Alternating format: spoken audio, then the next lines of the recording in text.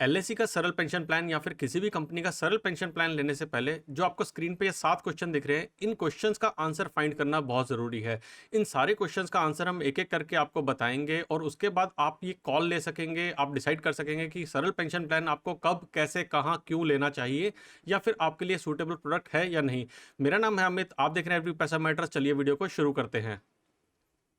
सबसे पहले इस क्वेश्चन के आंसर को फाइंड करने की कोशिश करते हैं कि आपको किस कंपनी का सरल पेंशन प्लान लेना चाहिए। आईआरडीए ने जब अपना सर्कुलर लॉन्च किया था तो सर्कुलर में उसने कहा था कि सारी लाइफ इंश्योरेंस कंपनीज को अपना ये सिंपल स्टैंडर्ड प्लान लॉन्च करना है, लेकिन अभी तक सिर्फ कुछ ही कंपनीज ने प्लान लॉन्च किया है। मैक्स लाइफ, एबीएसएल और एलआईसी कुछ कंपनीज हैं जिन्होंने अभी तक सरल पेंशन प्लान लॉन्च किया है और बाकी कंपनीज ने प्लान लॉन्च नहीं किया है। तो अभी थोड़ा सा वेट कीजिए, अगर आपके पास टाइम है तो थोड़ा सा वेट कीजिए ताकि सारी कंपनीज अपने प्लान को लॉन्च कर सके। देखिए, सबकी टर्म्स एंड कंडीशन, सबके फीचर्स स्टैंडर्ड रहेंगे, जिसको मैंने एक फुल वीडियो के साथ भी कवर किया और एलआईसी के पेंशन प्लान के अंदर भी मैंने उसके अंदर सारी डिटेल्स इसकी दी हैं। देखिए, सभी कंपनीज के जो फीचर्स हैं वो सेम रहेंगे इस पर्टिकुलर पेंशन प्लान के लिए, क्योंकि जैसा कि आईआरडीए ने कहा था कि सभी कंपनीज को ये इसको सिंपल और स्टैंडर्ड रखना है।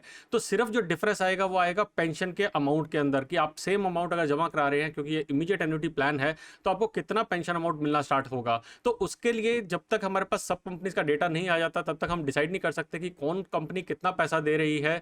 और इसलिए आपको थोड़ा सा वेट करना चाहिए ताकि सारी कंपनीज के प्लान लॉन्च हो जाएं, जो कि मुझे उम्मीद है कि 6 से 7 महीने के अंदर लॉन्च हो जाएंगे और उसके बाद आप डिसाइड कर सकते हैं किस कंपनी के पास आपको ये प्लान लेना चाहिए। अब दूसरा बात करते हैं कि इस प्लान से एक्सपेक्टेड रिटर्न्स क्या मिलेंगे आपको। देखिए कि पेंशन प्लान है, पेंशन प्लान काम कैसे कर रहा है कि आप आज की डेट में एक लमसम अमाउंट जमा करा रहे हैं और आपको ताउम्र आपके पेंशन मिलती रहेगी। अगर आपने पहला ऑप्शन लिया है यानी कि single life cover with return of premium लिया है, और अगर आपने जॉइंट कवर लिया है यानी कि आप अपने साथ अपने स्पाउस का भी आपने कवर लिया है, तो आपको दोनों की जब तक लाइफ है तब तक पेंशन मिलती रहेगी और उसके बाद आपको प्रीमियम वापस हो जाएगा। पेंशन प्लान्स के केस में जो रिटर्न रहती है वो यूजली 4.5 से 6% के बीच में रहती है। मैंने 3 कंपनीज का प्लान यहाँ पे एनालाइज किया है। मैंने एलआईसी का प्लान एनालाइज किया है, मैक्स लाइफ का किया है और एबीएसएल का किया है, और तीनों के केस में रिटर्न जो है वो 5 से लेके 5.5 पौने 6% के बीच में आ रही है। तो एक्सपेक्टेड रिटर्न हमारी पेंशन प्लान से यही रहती है और इसकी गारंटेड रिटर्न रहेगी, क्योंकि आज की डेट में अगर आप ये प्लान को लेते हैं तो जब तक आपकी लाइफ है तब तक फिक्स्ड रिटर्न रहेगी, कोई भी वेरिएबिलिटी नहीं है। चाहे कल को इंटरेस्ट रेट ऊपर जाए चाहे नीचे जाए, आपको जो आज कमिट हो जाएगा पैसा वो आपको लाइफ भर मिलता रहेगा। अब बात करते हैं हम पेंशन के ऊपर लगने वाले टैक्स की। देखिए, जितने भी पेंशन प्लान है वो आपको देते हैं पेंशन, जो कि आपकी इनकम काउंट होती है, और जो भी आप इनकम जनरेट करते हैं उसके ऊपर आपको टैक्स देना पड़ता है।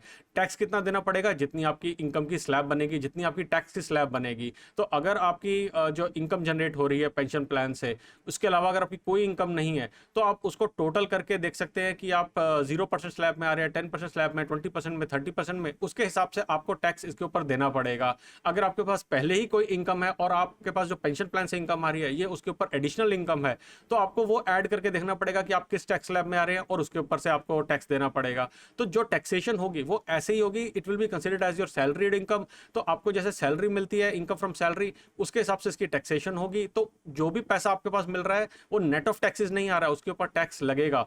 जो आपने प्रीमियम पे किया है उसके ऊपर भी आपको जीएसटी देना पड़ेगा, यानी कि आपको ध्यान रखना पड़ेगा जब आप लमसम अमाउंट जमा करा रहे हैं तो एक अमाउंट आप जमा कराएंगे साथ में जो कि टैक्स का अमाउंट होगा और उसके ऊपर पेंशन नहीं मिलेगी। तो 10 लाख रुपए अगर आप जमा करा रहे हैं, 10 लाख के ऊपर आपको जीएसटी भी लगेगा, लेकिन पेंशन जो मिलेगी वो आपको 10 लाख से जनरेट होकर ही मिल रही है। और जो पेंशन का अमाउंट है, जैसा मैंने बताया अभी, उसको एज अ सैलरी ट्रीट करेंगे और उसके ऊपर टैक्सेशन एज पर नॉर्मल इनकम टैक्स रूल्स लगेगी। अब सवाल आता है, आपने डिसाइड कर लिया कि इस पर्टिकुलर प्लान को आपको खरीदना है, ये आपके लिए एक राइट चॉइस है, कहां से खरीदें।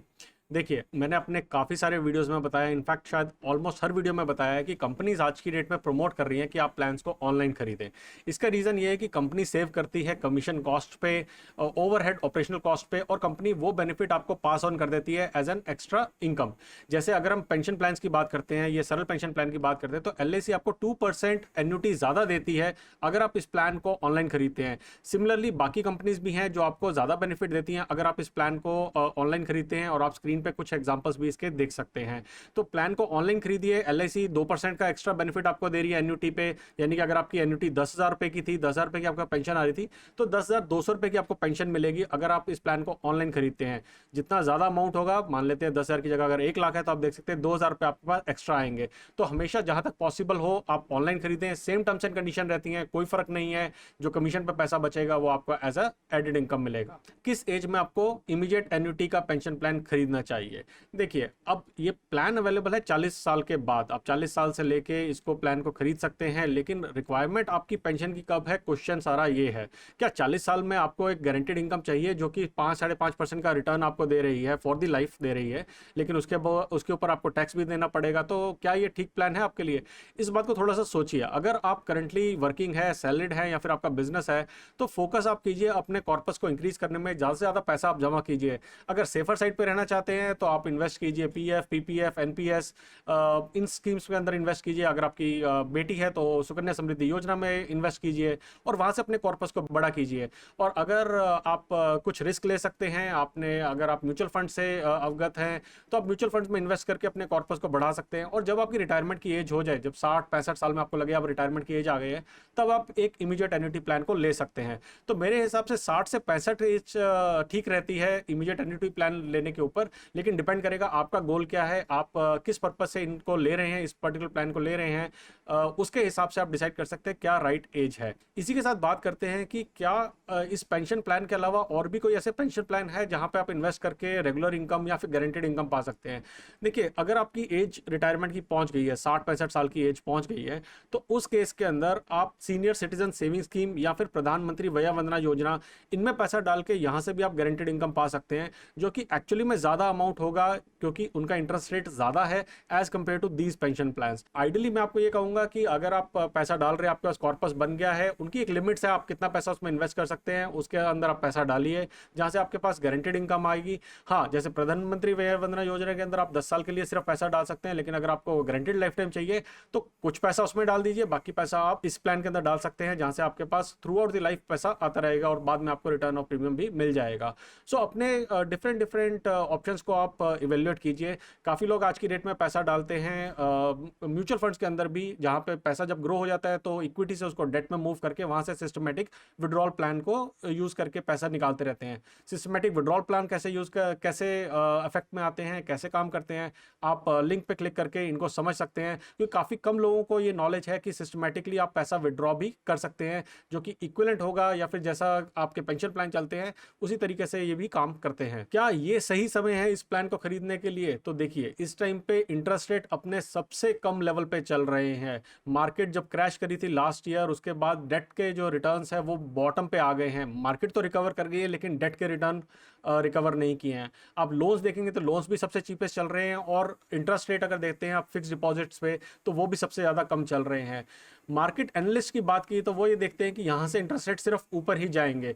तो जैसा मैंने पहले कहा है, अगर अभी आपके रिटायरमेंट में कुछ टाइम है तो कुछ साल रुक जाइए, 2-3 साल रुक जाइए, यहाँ से इंटरेस्ट रेट ऊपर ही जाने होंगे। क्योंकि अगर आपने आज ये प्लान ले लिया तो आपको 5-5.25% की जो इनकम है वो रेगुलर के लिए कमिट करना पड़ेगा एंटायर लाइफ टाइम के लिए।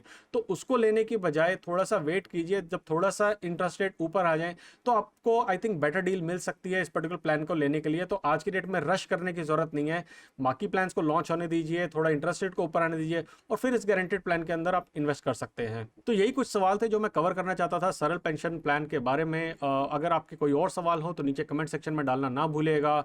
जल्दी आएंगे एक और वीडियो लेके, तब तक के लिए बचाते रहें, कमाते रहें, बिकॉज एवरी पैसा मैटर्स।